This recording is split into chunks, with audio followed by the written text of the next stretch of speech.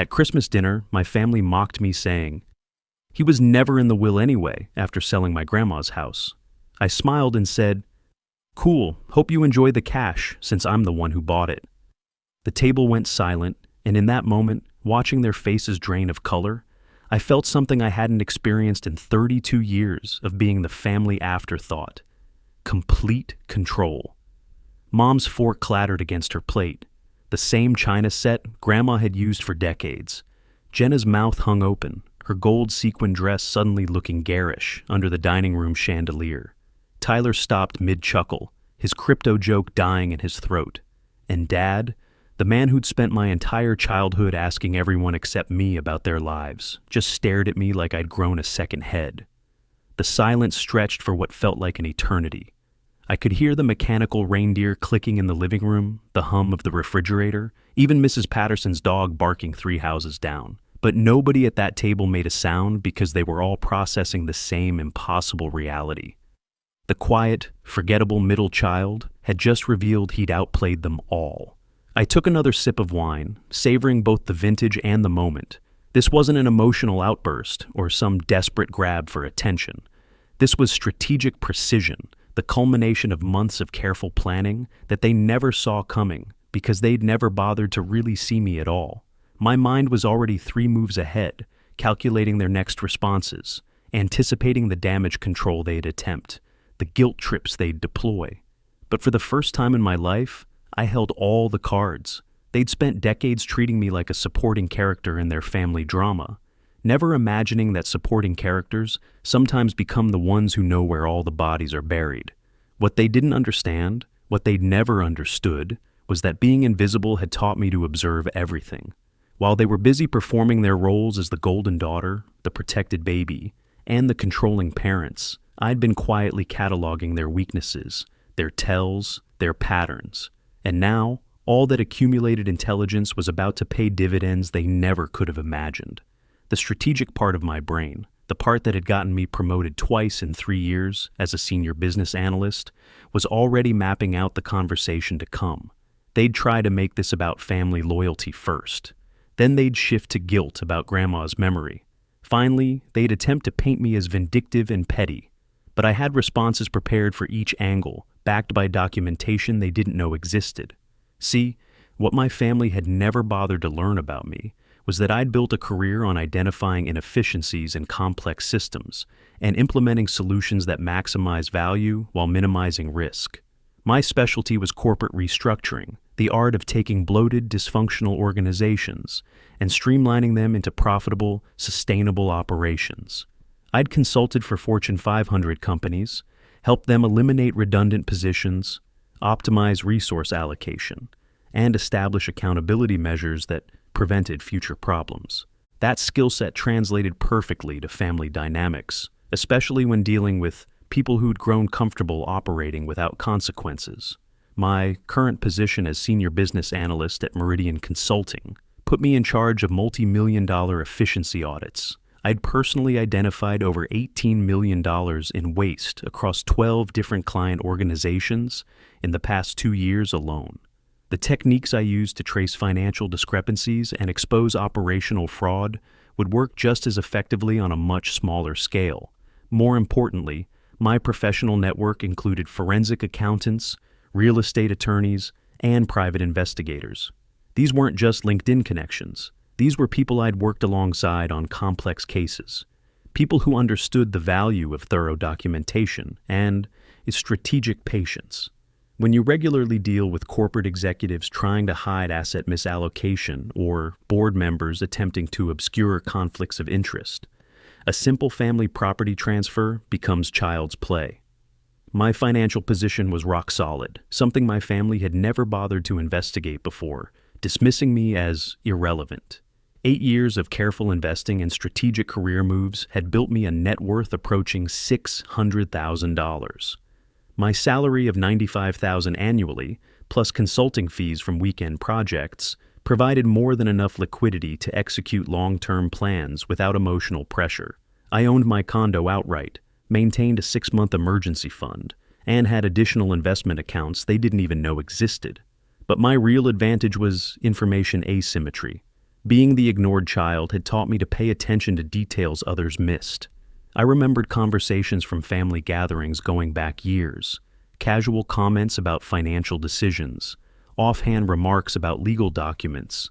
I knew about Dad's credit problems from 2019, Mom's gambling losses that she thought nobody noticed, Tyler's multiple business failures that they'd quietly funded. Most crucially, I knew about the irregularities surrounding Grandma's estate that they assumed I'd never question. The evidence I'd accumulated over the past 6 months was comprehensive and damaging. When I'd started digging into the house sale, I discovered that the probate filing didn't match the will I eventually tracked down at the county clerk's office. The version they'd submitted to probate was dated 3 years earlier than the final will I'd found, which specifically named me as the primary beneficiary of the house and its contents. They'd essentially committed probate fraud, using an outdated document to claim assets that legally belonged to me. But I hadn't just stumbled onto this information. Once I'd suspected something was wrong, I'd hired Alexandra Reeves, a forensic accountant who specialized in estate disputes. Alexandra had traced the entire paper trail, the suspicious quitclaim deed transfer, the failure to properly notify beneficiaries, even the insurance policy changes that had been made without my knowledge. Her analysis revealed a systematic pattern of asset misappropriation that went beyond simple family favoritism into potential criminal territory. Finally, Jenna found her voice. "Wait, what do you mean you bought it?" she asked, her tone climbing higher with each word. "You mean you knew we were selling it and you, bought it out from under us?" I set my glass down carefully and looked directly at her. "I mean exactly what I said. Bennett Holdings LLC purchased the property at 847 Maple Street for $230,000 last September. I'm Bennett Holdings. I own Grandma's house." The color continued draining from Mom's face. "Bennett Holdings? That's not. How is that possible?" "Bennett is my middle name," I explained patiently, enjoying the way they hung on every word. "I established the LLC 6 months after you told me the house was becoming a financial burden and you were considering your options. Amazing how many options become available when you actually look into them." Dad leaned forward, his jaw tight with the kind of controlled anger I remembered from childhood. "So, you went behind our backs. You manipulated the sale?"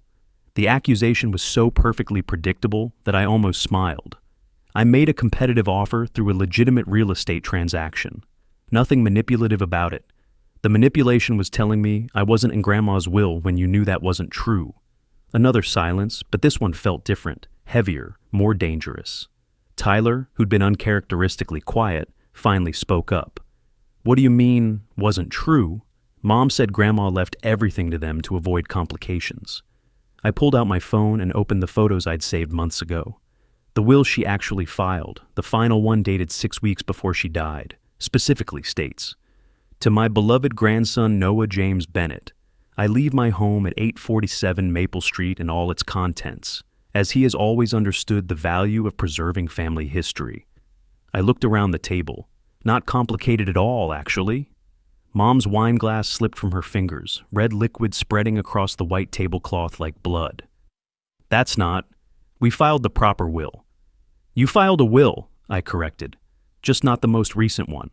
The one you filed was dated 3 years earlier, before Grandma made her final changes. The final will, the legally binding one, left the house to me, which means when you transferred it to yourselves through that quitclaim deed, you were stealing my inheritance." The room felt like all the oxygen had been sucked out of it. Jenna's face had gone from red to white to green.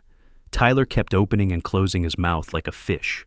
And my parents, the people who'd spent 3 decades making me feel invisible, finally looked like they were seeing me clearly for the first time. What happened next would determine whether this remained a family disagreement or escalated into something much more serious. But as I sat there, watching them realize that their quiet, forgettable son had just revealed himself to be several moves ahead of them in a game they didn't even know they were playing, I felt a calm certainty settle over me. I had them exactly where I wanted them. The strategic analysis of my position was even stronger than they realized. What I hadn't told them yet was the extent of my preparation over the past 8 months. This wasn't a spur-of-the-moment revelation. This was the culmination of a carefully orchestrated investigation that had uncovered far more than just probate irregularities. My background in business analysis had taught me that successful consulting required three key elements: comprehensive initial assessment, strategic relationship building, and systematic implementation of evidence-based solutions. I'd applied each of these principles to what I'd started calling the family project, with the same methodical approach I use for million-dollar corporate restructures. The initial assessment phase had begun when I'd hired Alexandra Reeves to conduct what I'd termed a family financial audit. Alexandra held her CPA and CFE credentials, specializing in forensic accounting for high-net-worth family disputes. Over the past decade, she'd worked on cases involving everything from hidden assets in divorce proceedings to complex trust fund fraud. Her analysis of my family's financial patterns had revealed irregularities that extended far beyond the house. Your parents have been systematically redirecting assets that should have been distributed according to your grandmother's wishes, Alexandra had explained during our third consultation. The house is just the most obvious example. There's also a small investment account, approximately $43,000, that was supposed to be divided among grandchildren according to the final will. Instead, it was consolidated into your parents' joint account 2 weeks after the probate was finalized. But Alexandra's investigation had also revealed something more valuable than money: documentation. My grandmother had been meticulous about record keeping in her final years, and those records painted a clear picture of her intentions. Bank statements showed regular transfers to an account specifically labeled Noah's House Fund in the months before her death. Email correspondence with her attorney discussed her concerns about making sure the house goes to the grandchild, who will preserve its history rather than sell it for profit. The strategic relationship building phase had been equally crucial.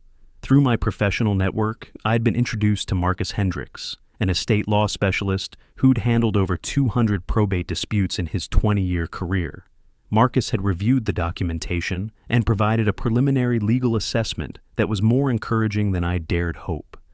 What your parents did constitutes several potential violations, Marcus had explained during our consultation: fraudulent concealment of the valid will, unlawful transfer of assets, and possibly even forgery if we can prove they altered any documents. The fact that you purchased the house at fair market value actually strengthens your position, because it demonstrates that your intentions weren't simply to profit from their mistake. Marcus had also connected me with Janet Blake, a private investigator who specialized in asset recovery cases.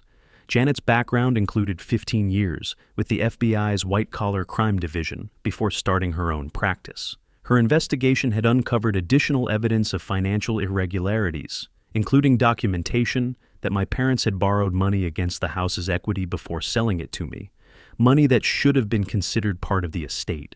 The systematic implementation phase had required careful timing and strategic patience. Rather than confronting my family immediately, I'd spent months building an airtight case while maintaining normal family relationships. Every family gathering, every phone call, every text message exchange had been an opportunity to gather additional evidence of their knowledge and intent. I'd documented conversations where they'd discussed their plans for the house proceeds. I'd saved emails where they'd justified their decisions based on their claim that Grandma had intended for them to inherit everything. Most damaging, I'd recorded a phone conversation where Dad had explicitly stated that Noah doesn't need to know about every little detail of the estate, when Tyler had asked why I wasn't involved in the house sale discussions. My financial resources had enabled a level of investigation that would have been impossible just on emotion and suspicion. The forensic accounting alone had cost $8,000. Legal consultations had run another $12,000. Janet Blake's investigative services had added $15,000 more, but the comprehensive documentation we'd assembled was worth far more than the $35,000 investment, because it established not just what had happened, but intentional deception designed to deprive me of my rightful inheritance. The evidence went beyond just the house and the investment account. We'd discovered that my grandmother had also established a small charitable fund, $5,000, that was supposed to be donated to the local animal shelter in her name. Instead, that money had been quietly absorbed into my parents' general finances. There was also a collection of family jewelry, including my great-grandmother's wedding ring, that was supposed to be distributed among the grandchildren, but had instead been kept by my parents for safekeeping. Each piece of evidence had been properly documented, photographed, and verified. We had bank records, legal documents, email correspondence, recorded conversations, and witness statements from my grandmother's attorney, her accountant, and 3 family friends who could testify to her explicit intentions regarding the estate distribution. But what made my strategic position truly unassailable was the fact that I'd been operating entirely within legal boundaries while they had repeatedly violated them. Every action I'd taken, from establishing the LLC to purchasing the house to conducting the investigation, was completely legitimate. Every action they had taken, from filing the wrong will to transferring assets to concealing information from beneficiaries, represented potential criminal liability. Now, sitting at that Christmas dinner table, with all my cards finally on the table, I could see them beginning to realize the scope of what they were facing. This wasn't just about embarrassment or family drama anymore. This was about potential fraud charges, financial restitution, and the very real possibility that their comfortable retirement could be destroyed by the legal consequences of what they'd thought was a victimless crime. The conversation that followed would determine whether they chose to acknowledge their mistakes and work toward a reasonable resolution, or whether they would double down on their deception and force me to deploy the full extent of the evidence I'd assembled against them. Either way, I was ready. Dad was the first to attempt damage control, which told me everything I needed to know about how seriously they were taking this situation. In 32 years, I'd rarely seen him concede ground on anything, but the tight control in his voice suggested he understood. This was different from their usual family dynamics. "Noah, I think there might be some misunderstanding here," he said slowly, each word carefully chosen. "Your grandmother's estate was complex. There were multiple versions of her will over the years. We filed the one that seemed most comprehensive. I had to admire the attempt at legal wiggle room, but Marcus Hendricks had prepared me for exactly this kind of response. The complexity doesn't matter," I replied calmly. "What matters is the most recent will, which is dated 6 weeks before Grandma died and was properly witnessed and notarized. That's the legally binding document, and it leaves the house to me. Mom tried a different approach, appealing to emotion rather than logic. But sweetheart, how could we have known you wanted the house? You moved across the country, built your own life. We thought you were happy being independent." "I was independent," I said. "That doesn't mean I didn't want the one thing that connected me to the person who actually cared about me in this family." I paused, letting that sink in. "Besides, what I wanted doesn't matter. What matters is what Grandma wanted, and she made that very clear in her final will." Jenna, who'd been uncharacteristically quiet, finally erupted. "This is insane. You're talking about suing your own family over a house. Do you hear yourself?" The emotional appeal was predictable, but it also revealed that she understood the potential legal implications. "I'm talking about recovering my stolen inheritance," I corrected. "The lawsuit is just one option." Tyler leaned forward, trying to play peacemaker like he always did when family tensions escalated. "Look, maybe we can work something out. You bought the house, so you got what you wanted, right? Can't we just call it even?" I almost smiled at his naivety. "Tyler, I bought the house for $230,000, but according to the evidence I've gathered, I was entitled to receive it for free, plus the contents, plus approximately $43,000 from the investment account that was also supposed to go to grandchildren, plus $5,000 that was supposed to go to charity in Grandma's name." I looked around the table.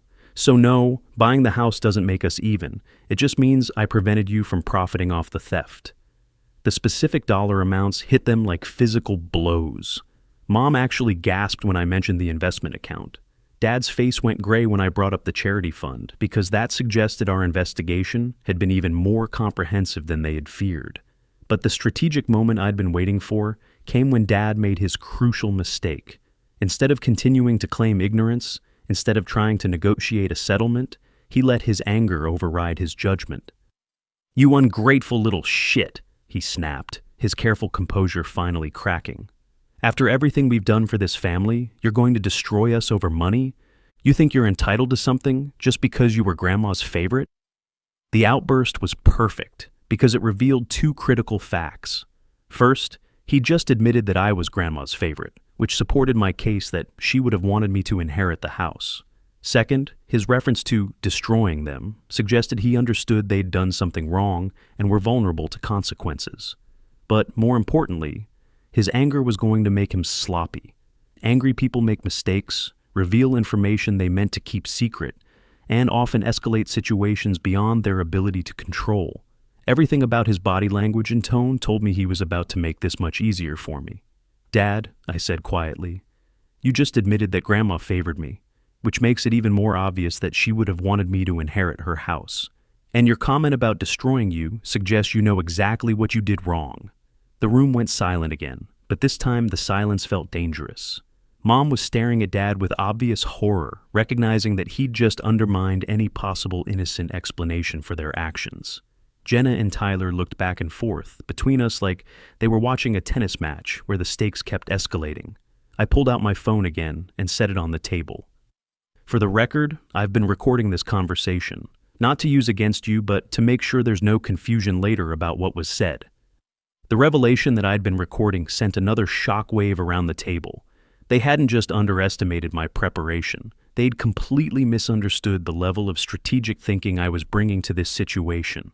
"What I'm prepared to offer," I continued, my voice steady and professional, "is a path forward that minimizes the legal and financial damage to everyone involved. But it requires complete honesty about what happened and genuine cooperation in making things right." Dad's face was flushed with anger, but he'd regained enough control to keep his voice level. "And if we don't agree to your terms," I looked directly at him, "then Marcus Hendricks, my attorney, files a comprehensive lawsuit on January 3rd, fraudulent concealment, unlawful asset transfer, breach of fiduciary duty, and conversion of estate assets. We're seeking full restitution of the approximately $90,000 in assets that were improperly distributed, plus punitive damages, plus attorney fees, plus potential criminal referrals for the fraudulent probate filing." The specific legal terminology and dollar amounts weren't accidental. I wanted them to understand that this wasn't an emotional threat born of family resentment. This was a carefully calculated business decision, backed by comprehensive legal analysis and substantial financial resources. Mom started crying softly, the weight of the situation finally hitting her. Tyler looked sick to his stomach. Jenna was staring at me like I'd become a completely different person, which in many ways I had. But Dad, predictably, doubled down on defiance. "You think you can intimidate us with lawyers and threats? This family raised you, supported you, gave you everything you needed to become successful. And this is how you repay us?" The manipulation attempt was so textbook that I almost felt sorry for him. But it also told me everything I needed to know about whether they were going to cooperate or force me to take more aggressive action. "What this family gave me," I said quietly, "was 32 years of being treated as an afterthought. What made me successful was learning to rely on myself instead of waiting for your approval or support." I stood up slowly, straightening my tie. "The offer for cooperation expires at midnight on December 31st. After that, everything goes through attorneys." As I walked toward the door, I heard Mom whisper, "What have we done?" But it was too late for regret. They'd made their choice years ago when they'd decided to exclude me from my own inheritance. Now they were about to learn that the quiet, forgettable son they had always underestimated had grown up to become someone they couldn't ignore, control, or intimidate. The consequences I'd set in motion were about to reshape our family dynamics permanently, and for the first time in my life, I held all the power to determine how that story would end. The 10 days between Christmas and New Year's Eve passed with the kind of tense silence that precedes major storms. I'd expected them to reach out immediately, either to negotiate or to continue the emotional manipulation tactics they had relied on throughout my childhood. Instead, they went completely dark, which told me they were consulting their own attorney and trying to assess their legal exposure. That radio silence actually worked in my favor, because it gave me time to finalize the most devastating piece of evidence I'd been holding in reserve. Janet Blake had spent December tracking down Mrs. Eleanor Castillo, my grandmother's former neighbor and close friend, who had moved to Florida after her husband's death. Eleanor had been present for several conversations, where my grandmother had explicitly discussed her final will and her specific intention to leave the house to me. Lorraine was very worried about your parents, Eleanor had told me during our recorded phone conversation. She said they'd been pressuring her to leave everything to them, supposedly to simplify things, but she didn't trust their judgment about the house. She specifically said, "Noah is the only one who understands what this place means. He'll preserve the history instead of just selling it for money." Eleanor had also witnessed the signing of the final will, and her testimony would demolish any claim that my parents had acted in good faith based on outdated information. More damaging still, she could testify that my grandmother had explicitly told my parents about the will changes during a family dinner 6 months before her death, which meant their probate filing wasn't a mistake, it was deliberate fraud. But the most important development during that quiet period was a phone call I received from Tyler on December 29th. Unlike the rest of the family, he'd apparently been doing some research of his own, and what he'd discovered had shaken him badly enough to break ranks with the defensive strategy they'd apparently agreed upon. "Noah, we need to talk," he said without preamble when I answered the phone. "Not with everyone else around, just you and me. I found some things in Mom and Dad's paperwork that I think you need to know about." We met at a coffee shop halfway between my hotel and his apartment. Tyler looked like he hadn't slept in days, and the cocky confidence he usually projected had been replaced by obvious anxiety. He'd brought a manila folder that he set between us on the small table, his hands shaking slightly as he opened it. "I wasn't trying to spy on them," he began, his voice low and defensive. "But after Christmas dinner, I couldn't stop thinking about what you said. So I asked to see the will they filed, just to understand what happened." He pulled out several documents. "Noah, this is really bad." The papers he showed me confirmed my worst suspicions and revealed several new violations I hadn't even suspected. Not only had they filed an outdated will, but they had actually altered some of the language in that older document to remove references to specific bequests that were supposed to go to grandchildren. My grandmother's jewelry collection, which was supposed to be divided equally among my granddaughters, had been changed to read, "Given to my daughter for appropriate distribution." "There's more," Tyler continued, pulling out bank statements. "They didn't just hide the investment account from you. They've been using that money to pay their own expenses for months. Dad's car payment, Mom's credit card bills, even their property taxes. They treated it like it was their personal savings account." The evidence Tyler had brought me was devastating, but what made it truly damaging was the source. This wasn't information obtained through my investigators or attorneys. This was documentation provided by their own son, someone who couldn't be dismissed as an outside agitator or a disgruntled beneficiary. "Why are you showing me this?" I asked, though I suspected I knew the answer. Tyler stared into his coffee cup. "Because I finally understand what you meant about being invisible in this family. They've been making decisions about Grandma's estate for 2 years without ever asking what any of us thought or wanted. They just assumed they knew best." He looked up at me, and for the first time in years, I saw genuine maturity in his expression. "And because what they did to you is wrong, and I don't want to be part of covering it up anymore." The conversation with Tyler lasted 3 hours, and by the end of it, I had enough additional evidence to expand the potential charges against my parents from civil fraud to federal violations. The altered will documents constituted forgery, a felony in our state. The systematic misuse of estate assets could be prosecuted as theft by conversion. Most seriously, their use of the Postal Service to submit fraudulent documents to the probate court created federal mail fraud exposure that could result in prison time.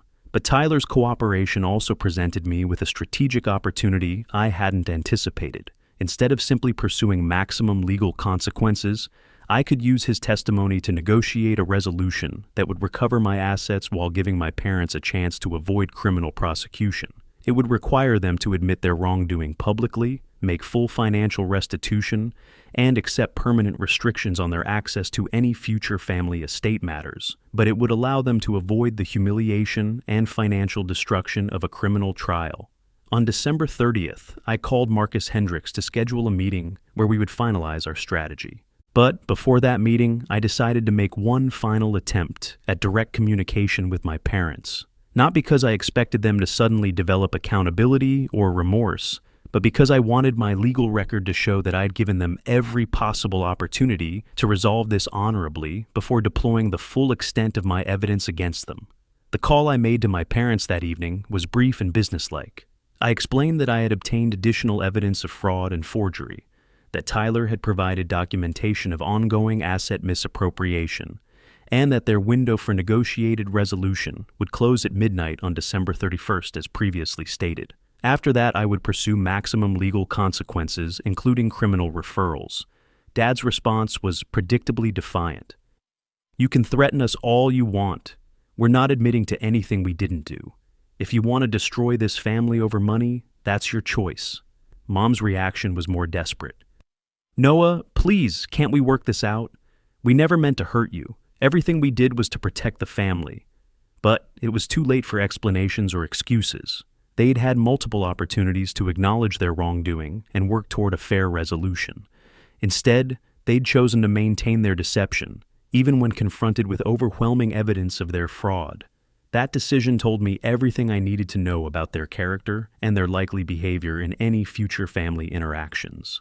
On January 3rd, Marcus Hendricks filed a comprehensive civil lawsuit seeking full restitution, punitive damages, and attorney fees.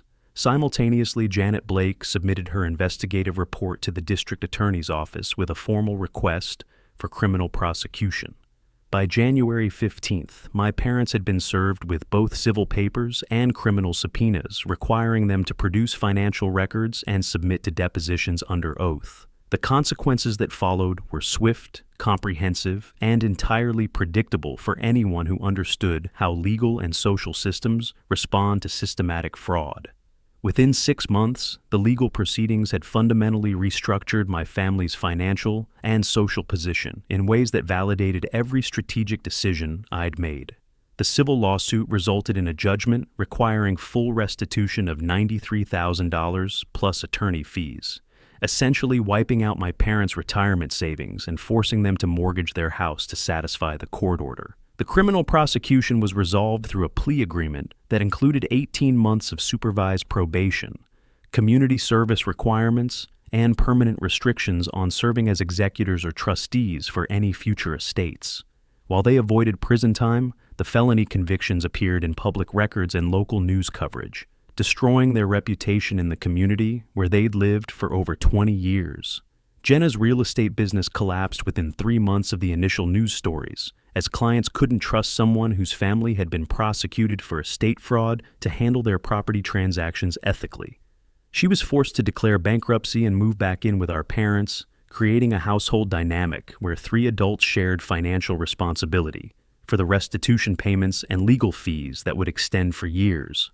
Tyler, who had cooperated with the investigation and testified truthfully during the proceedings, maintained his job and independence, but struggled with the social consequences of his family's notoriety. He eventually moved to another state, sending me occasional messages that suggested he'd learned valuable lessons about accountability and the long-term costs of enabling unethical behavior.